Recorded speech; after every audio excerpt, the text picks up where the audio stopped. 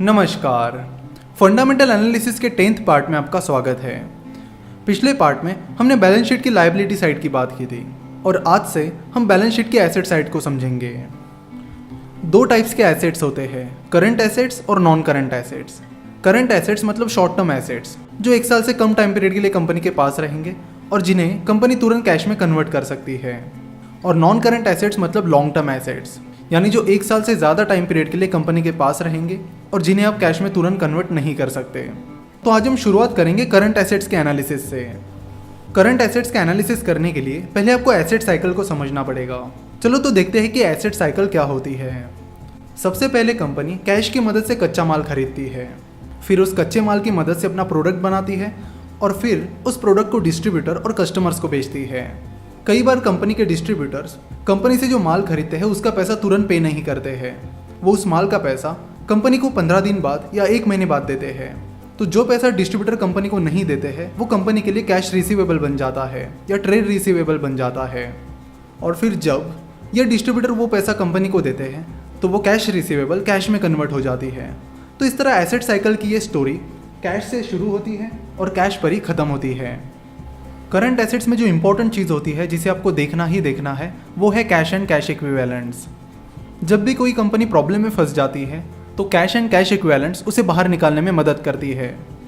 तो सबसे पहले आपको ये देखना है कि कंपनी के पास जो कैश एंड कैश इक्विवेलेंट्स है वो कहाँ से आया है। बेसिकली कंपनी के पास जो भी कैश एंड कैश इक्विवेलेंट्स है उसके 3 सोर्सेस होते हैं। पहला, अपने शेयर्स बेचकर या अपने बॉन्ड इशू करके कंपनी को जो पैसा मिला है वो पैसा कैश एंड कैश इक्विवेलेंट्स में रहता है। दूसरा, अपना कोई एग्जिस्टिंग बिजनेस सेल करके या कोई बड़े एसेट सेल करके जो पैसा कंपनी के पास आया है वो भी कैश एंड कैश इक्विवेलेंट्स में जाएगा। और तीसरा, वो पैसा जो कंपनी को अपने बिजनेस से मिला है। तो जब भी आप कैश एंड कैश इक्विवेलेंट्स का एनालिसिस करोगे तो आपका मेन फोकस रहना चाहिए कि कंपनी के कैश एंड कैश इक्विवेलेंट का सोर्स क्या है। अगर कंपनी की जो भी कैश और कैश इक्विवेलेंट्स है वो कंपनी के बिजनेस से आ रही है तो वो एक बहुत अच्छी बात है। वही अगर वो पैसा किसी बिजनेस को एसेट को सेल करके आ रहा है या फिर शेयर्स बेचकर या बॉन्ड इशू करके आ रहा है तो आपको उस कैश एंड कैश इक्विवेलेंट को ज़्यादा इंपॉर्टेंस नहीं देना चाहिए। उससे कैश एंड कैश इक्विवेलेंट को इंपॉर्टेंस देना चाहिए जो पैसा कंपनी के बिजनेस से आया है। कई कंपनीज ऐसी होती है जो बहुत सारा कैश जनरेट करती है, जैसे कि TCS that is Tata consultancy services, mister Warren Buffett की कंपनी बर्कशायर हैथावे। ये वो कंपनीज है जो बहुत ज़्यादा कैश जनरेट करती है। तो जब कोई कंपनी बहुत ज़्यादा कैश जनरेट करती है तो ये देखना भी ज़रूरी है कि वो कंपनी उस कैश के साथ क्या कर रही है।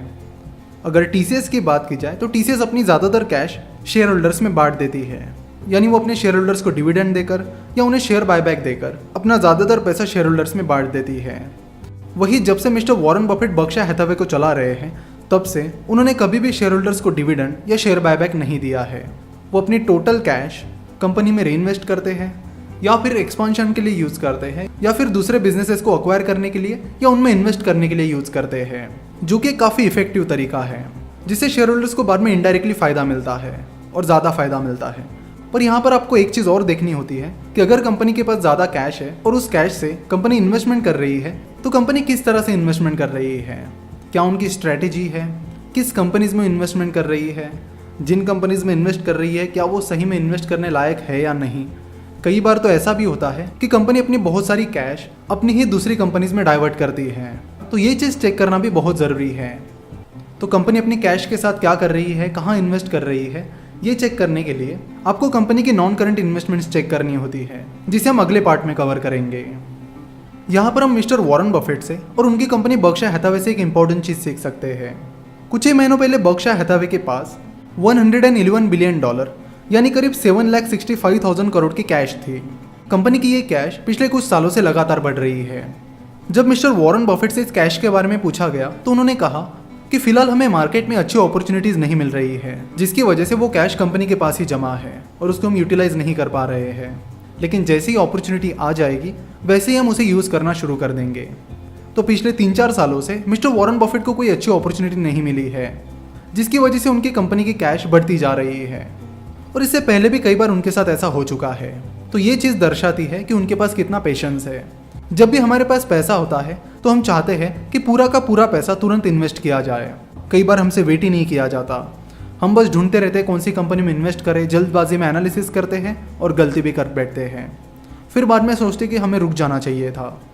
तो मिस्टर वॉरेन बफेट अच्छी अपॉर्चुनिटीज़ के लिए वेट करते हैं और जल्दबाजी बिल्कुल भी नहीं करते। तो यहाँ से हम उनके पेशेंस के बारे में बहुत कुछ सीख सकते हैं। तो यहाँ पर आईसीआईसीआई सिक्योरिटीज़ की बैलेंस शीट पर आप देख सकते हो कि कैश एंड कैश इक्विवेलेंट्स के अलावा उनके करंट एसेट्स में करंट इन्वेस्टमेंट्स हैं, stock in trade, trade receivable, short term loans and advances और अदर करंट एसेट्स हैं। तो इन सारी चीज़ों पर भी आपको नज़र रखनी होगी और उनके सामने जो नोट्स के नंबर लिखे हैं उन नोट्स को चेक करना होगा कि अगर कंपनी ने किसी को शॉर्ट टर्म के लिए लोन और एडवांस दिया है तो किस कंपनी को दिया है, क्या वो लोन और एडवांस सही में देने की ज़रूरत थी। तो इन सारी चीज़ों पर भी आपको नज़र रखनी चाहिए। तो अगले पार्ट में हम कुछ एग्जाम्पल्स के साथ करंट एसेट्स और करंट रेशियो के बारे में बात करेंगे। साथ ही हम नॉन करंट एसेट्स की भी बात करेंगे और बैलेंस शीट को खत्म कर देंगे। तो नेक्स्ट पार्ट में बैलेंस शीट पूरी तरह कवर हो जाएगी और उसके नेक्स्ट पार्ट से हम प्रॉफिट एंड लॉस स्टेटमेंट से शुरुआत करेंगे। आशा करता हूँ कि आपको ये वीडियो पसंद आई होगी। आपका जो भी फीडबैक है वो आप हमें courses@finnovations.com पर दे सकते हो। हमसे जुड़े रहने के लिए आप हमें फेसबुक, ट्विटर और इंस्टाग्राम पर फॉलो कर सकते हो। वीडियो देखने के लिए और हमारे साथ जुड़े रहने के लिए आपका बहुत बहुत धन्यवाद।